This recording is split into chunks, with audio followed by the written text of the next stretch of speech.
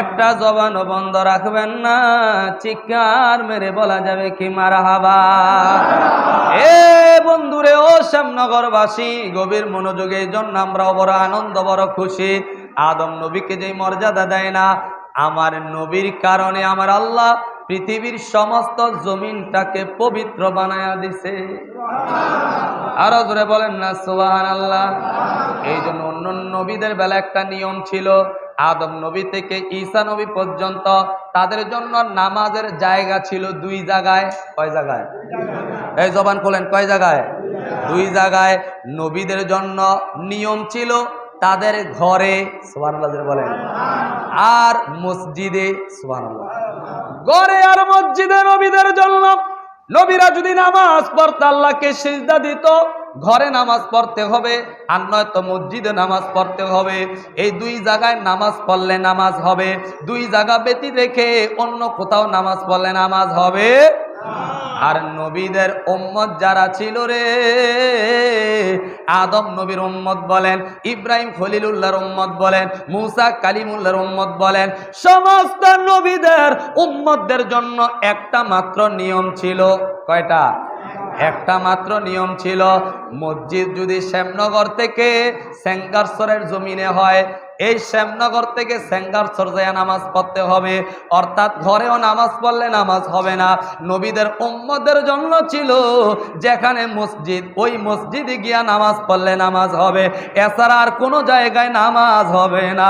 জবান খুলে বলা যাবে কি আল্লাহু আকবার। এখন প্রশ্ন হইল, অন্য নবীরা নামাজ পড়তো মসজিদে, আমার আল্লাহ কয় ও দুনিয়ার বান্দারা, এটা তো আদম নবী না, এটা তো মুসা নবী না, এটা তো ইব্রাহিম খলিলুল্লাহ না, এটা তো আমার হাবিবুল্লাহ। আমার হাবিবুল্লাহ দুনিয়ার জমিনে আগমন করবে, আমার হাবিবুল্লাহর উম্মতরা নামাজ আদায় করবে, ওই নামাজ আদায় করবে মসজিদে গিয়া, আমার হাবিবুল্লাহর উম্মতের জন্য কষ্ট হবে। আমি আল্লাহ তো আমার হাবিবুল্লাহর উম্মতের জন্য এত কষ্ট করতে পারি না। আল্লাহ আপনি কি করবেন? এই জন্য আমার নবীর আগমনের মাধ্যমে আমার নবীর নুরানি কদম মুবারক দুনিয়ার জমিনের মধ্যে পড়তে দেরি হয়েছে। আমার আল্লাহ পৃথিবীর সমস্ত জমিনটাকে মসজিদ রূপে বানায়া দিয়া উম্মতের জন্য সহজ বানায়া দিয়েছে। জবান খুলে বলা যাবে কি আল্লাহু আকবার। এই জন্য নবীর উম্মতেরা মসজিদে নামাজ পড়লেও নামাজ হয়, আবার ঘরে নামাজ পড়লেও নামাজ হয়। আপনি যখন কোনো খেতে কামারিতে কাজ করবেন, খেতের লাইলে আজান হয়ে গেছে, মসজিদে আইতে পারলেন না, ঘরেও যাইতে পারলেন না, ওই খেতের কিনারায় যদি আপনার কাপড় পবিত্র হয়, গাছের মধ্যে দাঁড়ায়া নামাজ পড়লো, আমার আল্লাহ কয় আমার হাবিবুল্লাহর খাতিরে তোমার নামাজ কবুল হয়ে যাবে। আল্লাহু আকবার। কোন নবীর উম্মত আল্লাহ আমাদেরকে বানাইছে? মারহাবা জোরে বলবেন না? এই শুকরিয়া আদায় করে শেষ করা যাবে? যাবে না। এখন এই নবী পাইয়া কিছু কিছু উম্মত খুশি হইতে পারে না, বেজার আছে না নাই?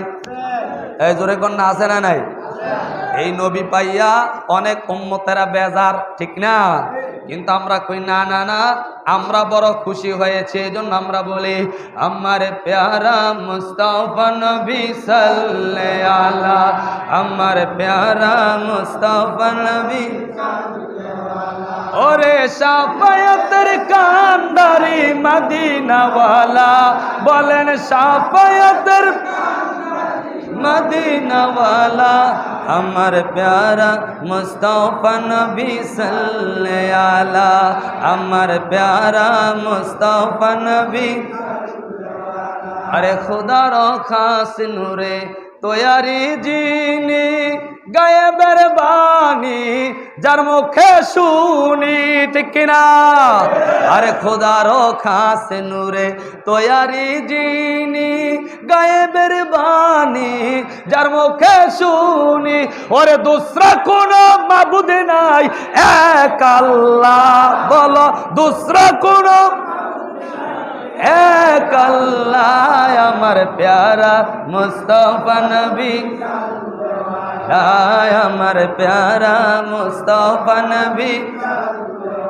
ওরে শাফায়াতের কান্ডারি মদিনাওয়ালা আমার প্যারা মুস্তাফা নবী সাল্লাল্লাহু আলা আমার প্যারা মুস্তাফা নবী আরে নবীজি আদম সবির বাবা আরে নবীজি আমার কাবারো কাবা ঠিক কিনা নবীজি আদম সবির বাবা নবীজি আমার কাবারো কাবা আরে নূর নবীজির প্রেমে কাবা হইয়াছে কালা আমার প্যারা মুস্তাফা নবী